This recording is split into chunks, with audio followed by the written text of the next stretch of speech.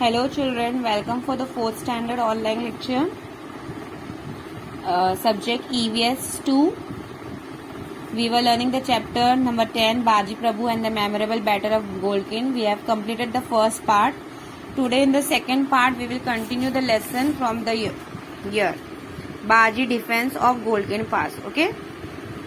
यहाँ तक क्या लर्न किया था कि बाजी प्रभु ने शिवाजी महाराज को एस्केप करने के लिए, विशालगढ़ रीच करने के लिए अब उनको क्या किया था, उन्होंने अपना ये किया था लाइफ कि मतलब मैं अपनी लाइफ डेंजर में किया था कि आप जाओ शिवाजी महाराज, मैं यहाँ पे इन लोगों को संभालूंगा और जब आप विशालगढ़ रीच कर देंगे तो मुझे बताना. Now see what happened. Baji defence of the गोल्किन pass. So Shivaji left for the Vishalgad leaving the Baji Prabhu to defend the pass. Baji made a low bow to the receding figure of Shivaji and then prepared himself for battle. He took a sword in his hand and stood at the entrance of the pass. He divided his company of soldiers into small groups and posted them at the suitable point. अब बाजी प्रभु ने जब शिवाजी को वहां से निकलने के लिए बोला, जब शिवाजी महाराज वहां से निकल गए तो बाजी प्रभु ने क्या किया, अपनी स्वॉर्ड मींस तलवार निकाले और जो भी उनके पास जितने भी सोल्जर थे उनको पर्टिकुलर पॉइंट दे कि तुम यहाँ खड़े रहो, तुम वहां खड़े रहो, स्मॉल स्मॉल ग्रुप्स में. और वो पास के पास से पास मतलब जो एक पास था जहां से वो मतलब दूसरी जगह जाना था, वहां के एंट्रेंस पे सबको खड़े कर दिया. The Mavalas took their position and collected huge boulders and stone to use as a weapon. अब जो शिवाजी की जो मावलास थे, जो लोग है, उन्होंने क्या किया, अपना पोजीशन ले लिया और उसके बाद उन्होंने क्या किया, जो स्टोन्स होते हैं बड़े बड़े जो स्टोन्स, उसको वेपन की तरह यूज करने के लिए उन लोग ने कलेक्ट कर लिए. The Mavalas across the pass were now a strong barrier in the part of enemy. अब ये जो मावलास थे, जो किसकी, सिद्दी जौहर की जो ट्रुप से लड़ने वाले थे, अब उन लोग स्ट्रांग हो गए थे, उन लोग अपने आप को स्ट्रांग फील कर रहे थे.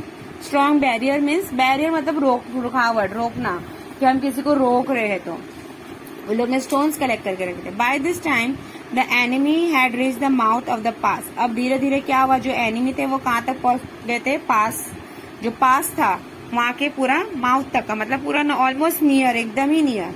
One could hear the war cries. अब वहां से उन लोग की आवाज आने लगी थी कि हाँ वो लोग आ रहे हैं.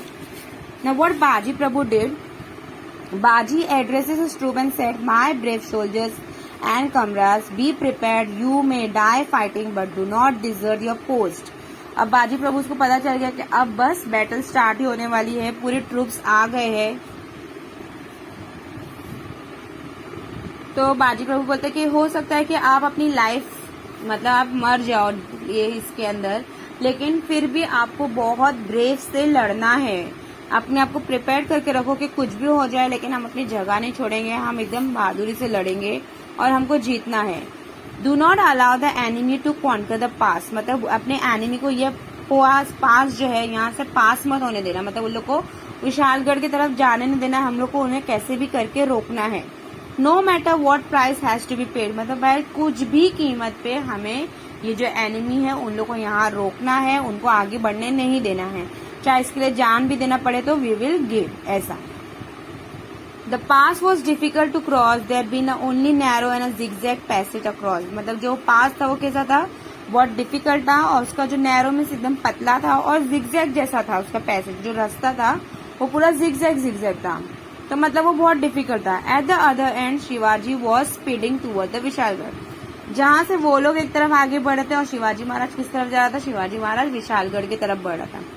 The fort was still some distance away and it would take Shivaji at least 2 hours to reach. If Baji Prabhu could hold off those 2 hours, the Shivaji will be safe. अभी शिवाजी महाराज को विशालगढ़ पहुंचने के लिए और कितने आवर्स चाहिए था, 2 घंटा चाहिए था. और जो बाजी प्रभु के लिए बहुत डिफिकल्ट था कि वो पूरा 2 आवर्स ये एनिमीज को होल्ड कर सके ताकि शिवाजी महाराज सेफली पहुंच जाए. और ये सब किधर हो रहा है, बैटल ऑफ गोल्किन. द नेक्स्ट टॉपिक इज, ये पूरी बैटल कहाँ होने वाली, गोल्किन में. By now the enemy was at the mouth of the pass where a fierce battle was in progress. The Mavalas who were adept at the use of the sling harassed the enemy with shower of stones and boulder from the hilltop and killed many of them. अब enemies जो पूरे mouth के पास पहुंच गए थे, means एकदम entrance के पास पहुंच गए थे, तो मावलास ने उन लोग के साथ क्या किया, जो उन लोग के पास स्टोन्स थे बड़े बड़े, वो उन लोग को फेंक के मारने लगे हिल के ऊपर से, पहाड़ के ऊपर से जब फेंक फेंक के मार रहे थे तो क्या हो रहा था, इससे बहुत सारे लोग जो है वो किल हो गए थे, मर गए थे। The first batch of the attacking troop withdrew in the confusion, another batch took the place. अब पहला जब उन लोग के पास ऐसा अटैक हुआ बाजियों सिद्दी जौहर की ट्रूप के साथ, तो उन लोग थोड़ा कंफ्यूज हो गए। तो सेकेंड बैच ने क्या किया, उन लोग ने स्मार्ट प्ले किया, उन लोग ने अपनी अपनी प्लेस ले लिए। बाजी प्रभु और his troop into the attack, the Maratha war cry Har Har Mahadev echoed through the hill and the brave Mavlas cut down the enemy troop in the fierce and dispersed attack. अब जो है वो बैटल शुरू हो गई है और ये जो हमारे मावलास थे जो मराठा, उन लोग कौन सा स्लोगन नारा बोल रहे थे। अब जो पूरे जो मावलास थे वो लोग ये नारा लगा रहे थे हर हर महादेव, और पूरे जो हिल थी पहाड़ में ये पूरी आवाज गूंज रही थी। मावलास पूरा एनिमीज पे अटैक कर रहे थे, मतलब उन लोग अपना पूरा 100% दे रहे थे कि कैसे भी करके वो ये लोग को रोक सके और हमारा शिवाजी महाराज है वो जो विशालगढ़ सेफली पहुंच जाए। Through the din of battle they heard the captain shouting encouragement to them, bravo my lad, go ahead and attack and destroy the enemy. The second batch of the enemy troop was also defeated. अब जो first batch को तो उन लोग ने पत्थर से मार दिए थे, सेकेंड बैच को भी मतलब कैसा जो बाजी प्रभु थे वो क्या बोल रहे थे, bravo my let's go ahead, मतलब मेरे बहादुर सेना आगे बढ़ो और एनिमी को डिस्ट्रॉय कर दो, खत्म कर दो। और इस तरीके से उन लोग ने सेकेंड बैच को भी हरा दिए थे। Shivaji was now almost at the foot of Vishalgarh. अब शिवाजी महाराज जो ऑलमोस्ट फुट मतलब एकदम फोर्ट के नीचे पहुंच चुके थे। Vishalgarh was also be seeded by the enemy. Shivaji fought through the rank of the besieging troop and was at the last lap of his right to safety। अब वहाँ पे भी जो थे एनिमीज थे तो शिवाजी महाराज ने उनके साथ लड़के वहाँ पे आराम से पहुंच गए। Baji the brave, in the mean time the battle at the pass continue unabated. Enraged at the defeat of his first two attacks, Siddhi Maksud organized and dispatched a third batch of troops against the बाजी प्रभु and his brave। अब ये जो लड़ाई चल रही थी, first batch खत्म, second batch खत्म, अब बाजी प्रभु के सामने इसने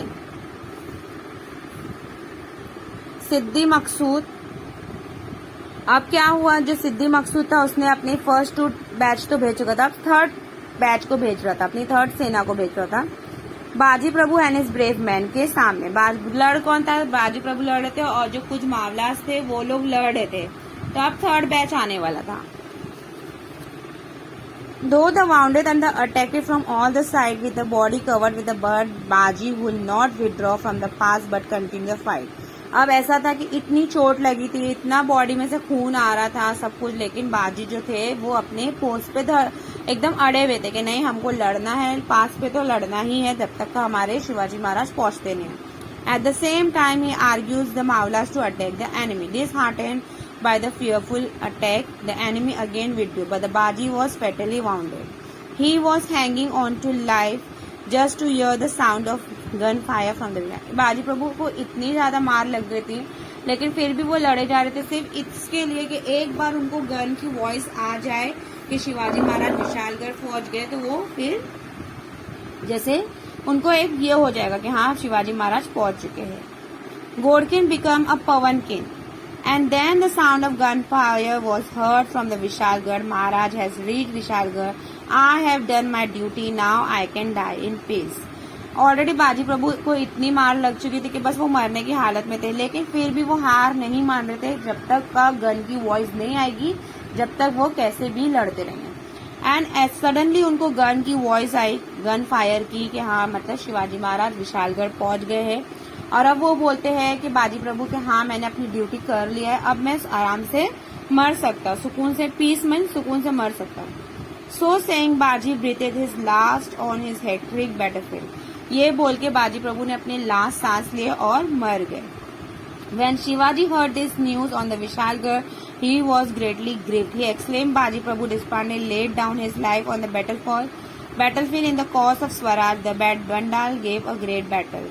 मतलब शिवाजी महाराज को जब पता चला कि बाजी प्रभु ने सिर्फ अपनी लाइफ शिवाजी महाराज के लिए सेक्रीफाइस कर दिए, मर गए हैं वो वहाँ पे, तो शिवाजी महाराज को बहुत ही दुख होता है। Understood this?